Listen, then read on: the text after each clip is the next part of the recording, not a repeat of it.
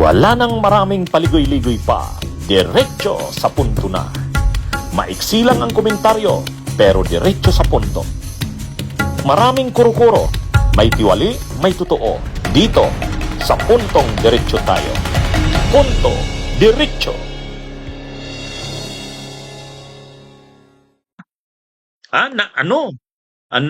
Ginisa ang auditor ng COA.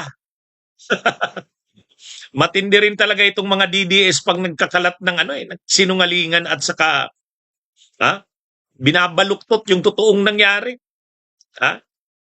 Alam nyo, kunwari si Robin Padilla magaling.